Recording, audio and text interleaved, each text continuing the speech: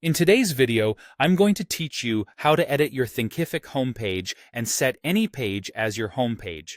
Let's start by updating what appears on your current homepage. In your Thinkific admin dashboard, go to Channels, then choose Website.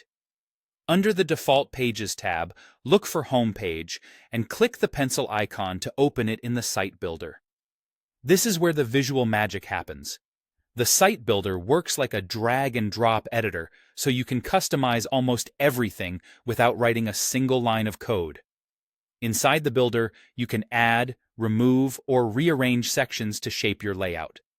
Common options include a hero banner up top, featured products or courses, a clear call to action, and categories to help visitors browse.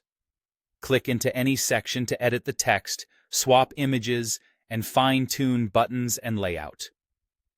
If you need to refresh your brand elements, you can also adjust your header and footer so your navigation, logo, and links stay consistent across your site.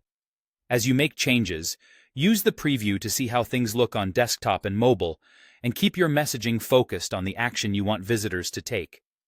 Aim for clear headlines, concise descriptions, and high-quality images that load quickly.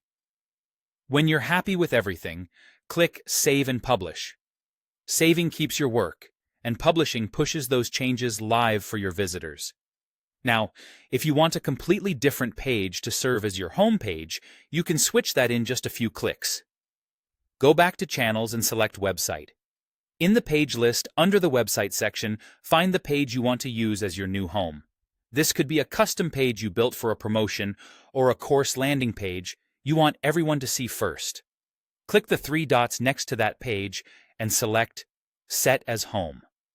That's it. From now on, anyone who visits your site URL will land on that page instead of the default home page.